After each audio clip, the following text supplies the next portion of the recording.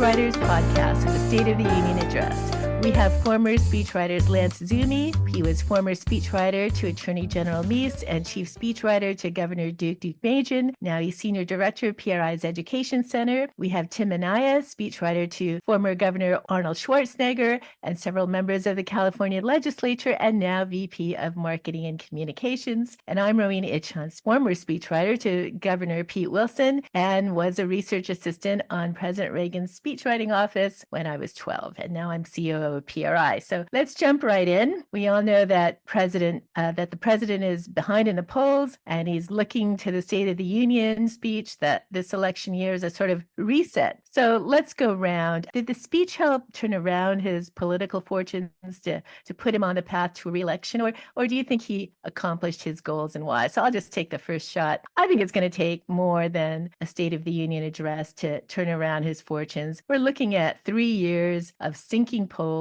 starting with a catastrophic Afghanistan withdrawal. Even in the best of circumstances, the State of the Union can lay out the agenda for the upcoming year and provide an opportunity to take a victory lap for previous successes. So it's a pretty forgettable speech, even when times are good for a president. This year, President Biden got a lot of criticism for making it a very political speech. I think it had to be. He had no choice but to make it partisan. He's in trouble with a hard left of his party. He's in trouble with a left of center, which is very, very nervous. And the centrists are almost non-existent in the Democratic Party. So he had to come out swinging very hard. Did he accomplish his goals? I think he did shore up his base and gave them a little bit more confidence, but I doubt it moved more centrist voters who didn't want to vote for Donald Trump. Lance? Well, I think he hurt himself really badly. Now, in the wake of Donald Trump locking up the Republican nomination for president, now he heard a lot of pundits calling on him to move into general election mode and appeal to Democrats and independents, plus Republicans. Well, Joe Biden certainly wasn't doing that in his State of the Union speech. As you pointed out, he was highly partisan. He referred to President Trump around 13 times in his speech, although not by name. He was in the face of Republicans in Congress, even engaging in a mini debate with Republicans on Social Security. He tried to appear energetic by screaming and yelling. And I think that if you're a middle-of-the-road, undecided voter, Biden's really angry partisan performance probably made you less likely to vote for him. And, I think the bottom line that they often say about American presidents is that Americans want to like their president. And I thought that in this State of the Union speech, but Biden was supremely unlikable in his performance. Tim? Well, to be fair, Donald Trump was certainly very partisan in his State of the Union speeches too. So, I mean, that is a thing that presidents can be very partisan in them. What I would say for this year's speech is I look at the numbers. And when you look at most of the opinion polls, you see the president, as Rose said, is lacking with all the core constituencies he'll need to win in November. And specifically, it's young voters, it's Latino voters, it's Black voters, it's suburban women, it's progressives. That's a sign of how bad a shape the president's in, that people who should be in his camp, who shouldn't have to make a reach for. He felt that he needed to appeal to the base in his State of the Union speech. So whether he succeeds or not comes down to numbers, and we've seen the first polling results since the speech, and it's not very encouraging for the president. We had the ABC News Ipsos poll come out over the weekend, and we saw, yes, 52% of Democrats and 45% of older Americans said the president exceeded their expectations. The problem was that one of the constituencies that he, really needs desperately to get on the Biden train weren't watching the speech. 49% of 18 to 29-year-olds and 43% of 30 to 49-year-olds didn't see or hear or read about the speech. And the same poll asked, how do you rate the president's job performance in a variety of categories? And on 7 of the 9 categories, he rated about the same after the speech as he did before the speech. Now, he did gain on the issue of abortion, which could be a very key issue among swing voters in November. And he worsened worsened, though, on the issue of Israel and Hamas. So I would say that given that the president is basically in the same shape he was after the speech as he was before the speech, well, it's pretty clear that the president has not achieved his goals. Now, we do have the caveat, of course. The State of the Union seemed to kind of kick off the president's campaign. He and his, the first lady and the vice president and a lot of the cabinet members went on a road tour and are going to travel over the country this month. He's starting a $30 million ad blitz. So we'll see if that does any good to his standing in the poll. But I think it's pretty clear he didn't achieve his objectives with his speech last week. Well, the president wanted to show that his administration is fighting for the little guy on issues like inflation, standing up against the banks and the big drug companies, or others he sought to portray as villains in his speech. So how do you think the president's message was received by the average American who is experiencing something pretty different from the picture the president paints every time they go to the store? Higher prices that largely were, frankly, the result of the president's policies. So did he come across believable? I think it really all depends on the kind of baked in positions and the mindset of each individual watching the speech. If you had already believed that higher prices are the fault of greedy corporations, well, Biden hit a home run again and again. He made a huge effort to blame greedy corporations on his speech. But the fact is, liberal policies and big government don't prevent inflation, don't prevent higher prices. So he could accomplish everything he said he's going to do, and the economy will still continue to falter. People will continue to fall behind. And come November, when the situation could become potentially worse, the average American is going to think Biden failed or didn't do enough. He's in a no-win situation, given that the policies he believes in don't work, and the American people are the losers for it. What do you think, Lance? Well, Ro, I think that the little guy is really the person who was probably most put off by his speech. I mean, the first thing that President Biden talked about was the Ukraine, and the first person he recognized in the gallery was the Prime Minister of Sweden. He didn't get around to talking about the things that matter most to average Americans, like immigration and crime, until well into his speech. I mean, to me, that showed a fundamental lack of interest in what Americans, the little guy, really care about. And he didn't even talk about key issues such as homelessness, which is impacting the lives of so many Americans. And when he did talk about issues of concern to Americans like the economy, he trivialized the experience of average people by pushing concepts like shrinkflation and the number of potato chips in a bag. So people are going broke just paying for food and necessities, and that's President Biden's solution. It just shows me that he's fundamentally unserious about the country's economic problems and cannot truly empathize with that little guy that we're talking about. Tim? Well, and on that point too, Lance, he talked all about shrinkflation or the fees that you're paying when buying concert tickets, but he didn't really have any solution on those issues. So, obviously they must have focus grouped the issue. And yes, everybody hates getting fewer potato chips in the bag or having to pay fees for concerts. But, is it really at the top of the list of people's economic challenges? I think what's interesting on inflation, I heard Gary Cohn give an interview over the weekend, and he made the point, and rightly so, that inflation is cumulative. So when the president says we've dropped inflation from 9% to 3%, well, really, we're paying 12% because it's a cumulative effect. So yes, the president can talk about the economy being the envy of the world, but it's not the economy that most Americans are experiencing. And again, as discussed in the beginning, whether the president succeeds comes down to numbers, and he earned just a 37% approval rating on the economy in the ABC News Ipsos poll after the State of the Union. So I think that's further evidence that people just aren't buying what he's selling when they see a much different thing with their own eyes. So there were many 800-pound gorillas in the room during the president's speech, especially on border security and foreign affairs, issues where the president isn't scoring very well in opinion polls these days, as Tim mentioned. How well do you think the president addressed these issues, and are both serious challenges for the country and albatrosses for his reelection campaign? Well, he's in a heap of trouble on both issues, but in the end, the election is going to hinge on a handful of battleground states: Arizona, Georgia, Michigan, Nevada, Pennsylvania, I think Wisconsin. And they all have varying degrees of exposure to these problems that come with the flood of illegal immigrants. And similarly, these states all have varying populations of people who oppose the Israel-Hamas war. I doubt that the large swath of Americans who are concerned about these issues will really matter to his political operatives. His people, his politicos are going to focus on these battleground states, and he'll do and say whatever he needs to get their vote in these states. What do you think, Lance? Well, President Biden talked a lot about the Ukraine at the start of his speech, as I pointed out, but he talked really hardly at all about the real challenge and the threat that Communist China poses for the United States. The Communist Chinese military is expanding at a rapid pace, and we face the real possibility of open conflict with a nuclear superpower in the near future. And yet, President Biden said nothing about that. Nada. How is the United States going to meet that threat? Zip. What steps will be taken to improve the strength of our military? Crickets. Given the many threats facing our country, the president's failure to address them and prepare the American people is really truly appalling. And on the border, his attempt to blame the Republicans for the invasion on our southern border really shows that he's totally unserious to me.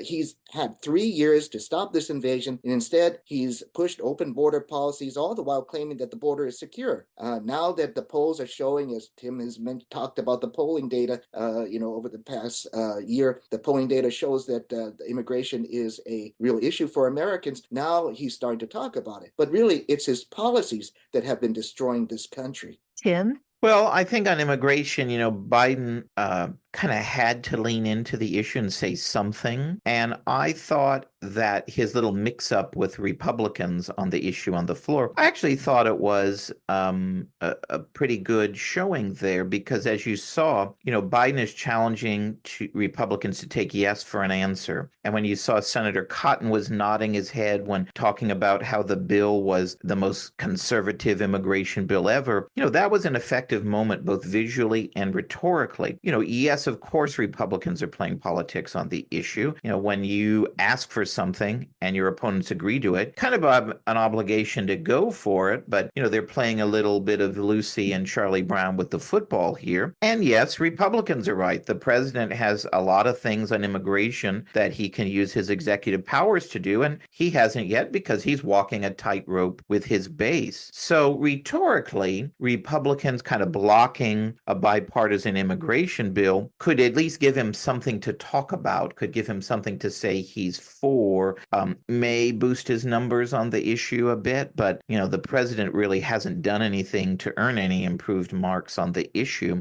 On Israel and Hamas, he didn't even get into the subject until page 15 of 19 of the text. And it's obvious that he's having political headaches with his base on the issue. But, he talked about and kind of made a fait accompli, the only solution is a two-state solution. Well, that's obviously not what Prime Minister Netanyahu sees. He gave an interview over the weekend and he said he doesn't agree, and he rightly sees that destroying Hamas is the only path forward to peace. So it kind of makes you wonder when you hear Biden say these things, what do the supporters of Hamas think when you see, who supposedly the self-proclaimed biggest friend of Israel kind of equivocates on the issue. So I think if you are a supporter of Israel, you probably came away from the president's speech feeling largely dissatisfied. For our next question, as former speechwriters, we look at a major address like the State of the Union more in terms of the words on the page rather than the presentation itself. What grade would you give the president's speechwriters for their work crafting his big address? Did the words on the paper effectively make the case the president wanted to make to Congress and to the public? And I can go first. I think he got a D. Certainly, Congress wasn't his audience. I think it was a Democratic base. He really has to shore his base up. And I think there were enough effective lines and zingers on that speech that would rally his base. And I'm thinking here of some of the opening lines directly hitting Donald Trump. The one that was kind of made me stand up was, and here's the simplest truth: you can't love your country only when you win. I think that all those lines that he used fed right into his base. And I thought the speechwriters were pretty effective in taking some of Donald Trump's off lines and working them in the speech. But I think where they missed was in the opening, which is really where speechwriters are expected to shine. It sets the tone for a speech like this. And they tried to make this moment historic. The theme of the threats to democracy here, supposedly, and abroad, I thought it was a bit clumsy. It's hard to walk out your door and see mass political protests these days. If anything, it's coming from those who oppose Israel. I mean, it's coming from his side. So more people fear crime that spiked during the COVID shutdowns and still continues today. So what would I do if I were his speechwriter for the State of the Union? I would keep it short and avoid words that he would have trouble saying or potentially slur, and he did some of that, and pray that he doesn't get tired and lose energy at the end of his speech, which he frequently does. So I think he, because he, as Tim mentioned, he overcompensated, shouted out the words back to his kind of angry guy style. I think it drowned out whatever speechwriters could do. Lance, what do you think? Well, I'd give President Biden an F. The words on paper are just as bad as the delivery by the president. To me, there was no elegance to his rhetoric. What we got was a pound your political enemies campaign speech that didn't try to unify the country at all. I mean, remember, he was the one who wanted to be the unity president, and there was nothing unifying about his speech. There was no attempt to find common ground. You take the highly charged issue of abortion, for example. Instead of trying to find a way to bring Americans together on this divisive issue, what did President Biden do? He threatened the Supreme Court justices who were seated in front of him. So he divided Americans, he demonized corporations, the wealthy, and his political opponents, and really offered nothing except the old Democrat tax and spend agenda. So the policies on paper were as polarizing as the president's performance. Tim? Well, I would give him probably a C minus for the written text of the speech. And some of that's due to the nature of the speech, right? It is the State of the Union, not just President Biden's. Typically, a State of the Union is a very disjointed speech, right? It's kind of by nature all over the map because the president feels compelled to say something, even just one line, about virtually everything on the table. And that's exactly what the president's speech did. I thought that the speech was clearly also written to try and show his being full of energy. Someone actually counted, there were 80 exclamation points in the written text. And I know when and I'm sure the two of you would agree in the speeches you write, maybe you have a couple of exclamation points at that. I did think there was some good prose toward the end when he was talking about America standing for freedom in the world and what the president saw for his vision for the future. But again, as we've discussed earlier, this was about arousing the passions of his base, and ultimately whether he made the case is dependent upon the poll numbers. And as the early numbers show, the verdict so far is no. So what do you all think were some of the most memorable lines or passages from the president's speech? Were there any ask not what your country can do for you moments that was delivered? So on the flip side, what passage from the president's speech, if any, do you think struck out and may have actually caused his administration more harm than good? Well, I'll go first. As I said earlier, I think some of the most effective rhetorical lines that he had were the lines that he actually didn't say, but the lines from Donald Trump that were used against him. So, I think that kind of rallied his base and I'm sure provided a lot of Republicans heartburn. But I thought his worst remark was when he said, unions built the middle class. I think you would have a lot of middle class people saying, what? I was revolted by that remark. Hardworking people built the middle class. A good education builds the middle class, but unions? Lance, what do you think? Well, I thought the best line of his speech was actually the first line he delivered. If I were smart, I'd go home now. And I wish he had taken his own advice. He would have saved us an hour of angry bombast and bad policy proposals. To me, the speech was devoid of anything really rhetorically memorable. The only thing that people remember, if they remember anything at all, will be the president's demeanor, which will stick with people and not to his advantage. And I will say this too, is that if you look at my own area of education, where he spent just a tiny bit of time talking about, his proposals were not only going ineffective in terms of like university universal pre-K and raising teacher salaries, but, really did nothing to discuss the real dire state of American education, the achievement of our children. And they were just like ticking off boxes for, his constituencies in the teachers unions and other special interest groups. And I just thought that, once again, it was a opportunity for him to talk about something so important, the future of our country, the education of our young people, our children, and his speechwriters just flubbed it by not talking about it. Tim? I thought where he talked about when Americans get knocked down, we get back up, we keep going. I thought that was particularly strong. And it was also made more powerful by a mistake from Republicans who didn't stand up and applaud that line. And I thought that was a big mistake on their part. They looked small, actually borderline unpatriotic. You always stand up for the country, even when, you don't really applaud the efforts of the commander in chief. On the negative side, I think it was very clumsy when he mispronounced Lincoln Riley, which was a very bad optic. And it's really kind of insulting that he can't say her name correctly.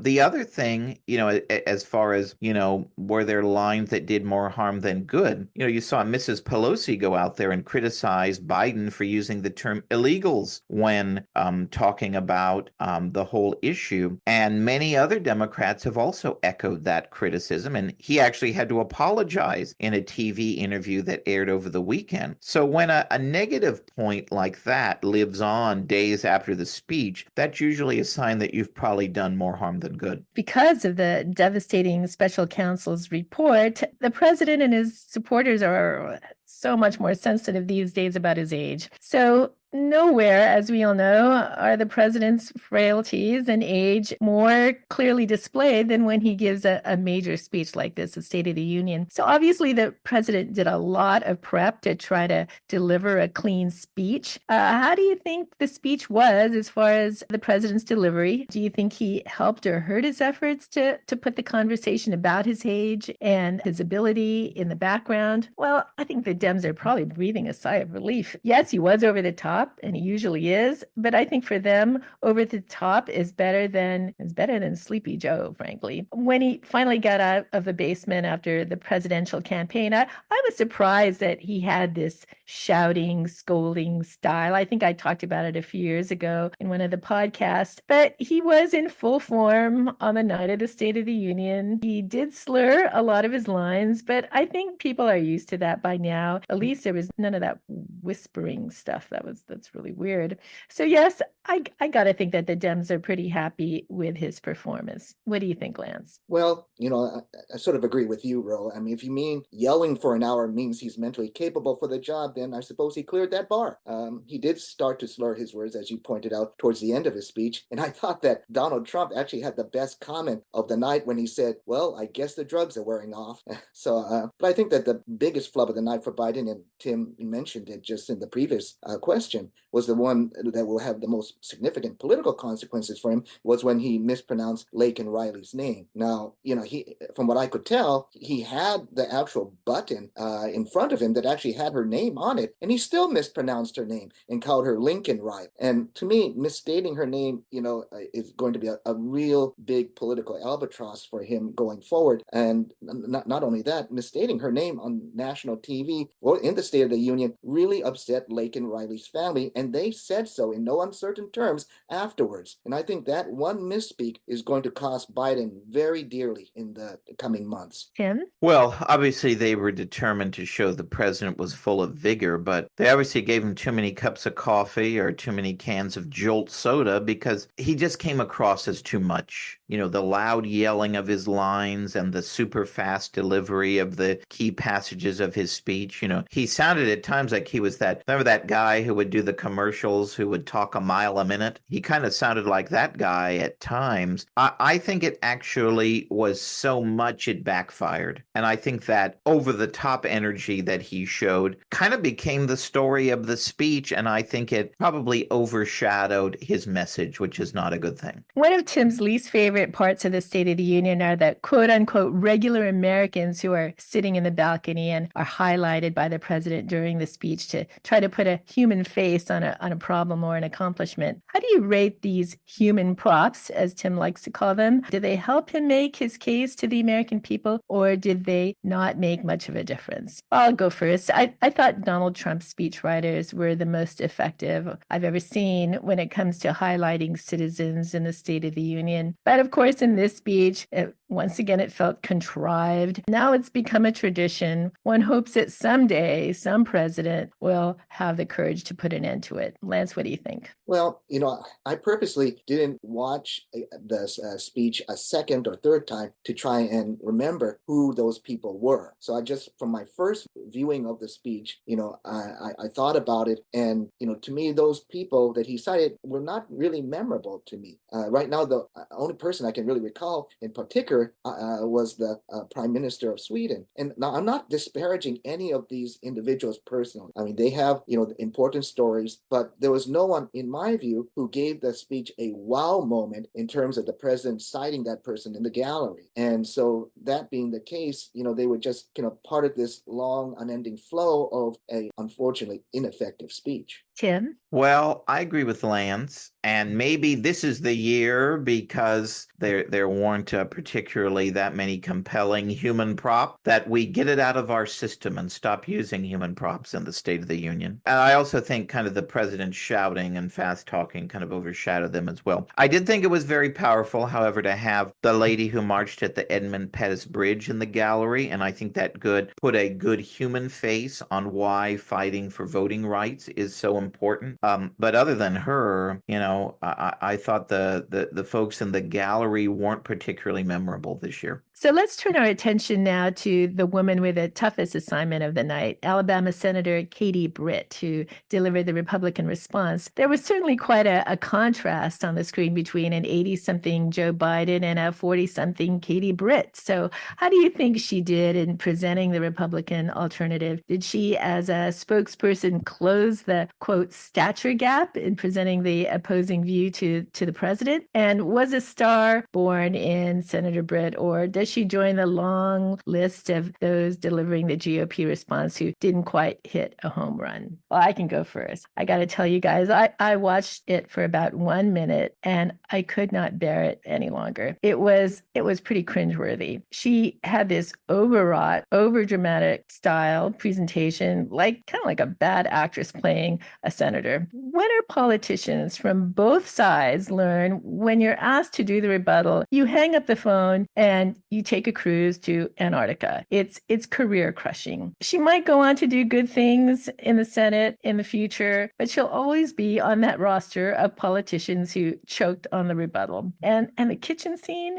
who thinks of these things? Is it the RNC or the DNC? I don't know. And I also read that she had a serious gaffe in her talk. You've got to do your homework. You've got to kick the tires when you're going to be on the national scene giving a speech. I want to just go back to my favorite rebuttal. Sarah Huckabee, big surprise, governor of Arkansas. I believe it was a couple of years ago when she did the rebuttal. I still remember the great line she had. The choice is normal or crazy. I think people are still talking about that speech. Go ahead, Lance. Well, I think there were two main problems with Senator Britt's speech. First, I think the speech didn't go into some of the specifics of what average people are experiencing on issues. I felt there were a lot of areas of President Biden's record that Senator Britt could have attacked much more effectively. For example, on crime, while she did mention crime is causing a lot of non-Republicans to rethink their support for Democrat policies. And I didn't hear enough from her on that issue. Second, as you have said, Ro, and many others have said, her delivery was artificially emotional and very hard to watch. And, maybe I had a little bit more stamina than you. I did watch the entire thing, but I think at 1 minute I did want to turn it off. But, I think afterwards, when I was looking at some of the reaction to President Biden's State of the Union, I really thought that the person who gave the best rebuttal was actually Carrie Lake, the Republican candidate for U.S. Senate in Arizona. She had a really terrific video where she gave fantastic response to the State of the Union. It was clear, it was sharp, it was substantive, and calmly but really strongly delivered. And I really wish that she had delivered the Republican response instead. Tim? Well, I think it was perhaps the most disastrous State of the Union response ever delivered. I mean, when you become the butt of a devastating Saturday Night Live parody by Scarlett Johansson, and you're the butt of the jokes at the Oscars on Sunday, you know you've done a really bad job. You know, if there was ever a speech that deserved an effective rebuttal, it was this year's State of the Union. And I think the Brit speech failed on all accounts. You know, as we said, she had a bizarre delivery style. I thought she had, you know, that whatever her weird affected speaking style kind of reminded me of a bad actor in a pharmaceutical commercial. You know, it was kind of bizarre to have her speech in the kitchen, which was, you know, I get they were trying to appeal to regular people, but it's actually kind of patronizing to have a member of the world's most exclusive club, the U.S. Senate, kind of sit in the kitchen talking like she's Sally Homemaker. You know, even the story that she told of the trafficking victim was largely false, as we've learned today when the woman she spoke with came forward and told her actual story. So, you know, this is a case where the Washington consultants who worked on this speech, they wanted to appeal to disaffected Haley voters and suburban women, who are the key swing votes in the key states for this election. And they wanted to show, hey, we're actually living the experience that regular Americans are going through, struggling to afford a mortgage and groceries. Well, she's obviously not. She's a U.S. senator. And, you know, it's not like they were living in a shack in Alabama. So I think it's obviously a case where the speechwriters and the communications handlers overthought things. She came across as weird and insincere, not authentic at all. And I think her bizarre presentation overshadowed anything that was in the written text in her message. And we'll see going forward, but the political graveyards are filled with people who took the challenge to deliver the State of the Union response and failed. She probably hurt her political career the most, I would argue, of those who tried and failed at the response. You know, she was someone who was being talked up for vice president this year, for example. Well, I think they're going to run the other way from any talk of that after seeing that bizarre speech. So finally, for our last question, former speechwriters like ourselves spend a lot of time watching and dissecting the president's big speech. But it begs the question, was our watching the president's speech multiple times worth it? Will anyone even remember anything from it next week? Well, I would have to say I'm probably going to forget it right after this podcast, Lance. What do you think? I agree, Ro. I will gladly try and forget it. Now, no one is going to remember the specifics of the speech. Most of Biden's policy proposals will be dead on arrival in the Republican-controlled House of Representatives. What people remember, if they remember anything at all, is Biden's angry, screaming delivery. People really want someone who will lead their country wisely, not some old guy telling you to get off his lawn. Tim, bring it home for us. Well, I mean, I guess if we were having trouble staying awake before the president started yelling at us, then yes, it was worth watching. But otherwise, no, it was a complete waste of our time once again. I think what we'll remember is the negative, the bizarre delivery, the yelling, the controversy over talking about illegals, the mispronunciation of Lincoln Riley, you know, not any message that they wanted to get across to voters. Thanks, everyone, and until next year. If you like this episode, please tell your friends and subscribe to PRI's podcast at iTunes, Google Play, Stitcher, TuneIn, iHeartRadio, and Spotify. And when you're on these platforms, don't forget to give us a big 5 stars. If you don't subscribe to any of these, you can still listen on PRI's YouTube page, youtube.com/Pacific Research 1. That's the number 1. Thanks for listening. I'm Rowena Itchon. Hope you'll come back again for next round with PRI.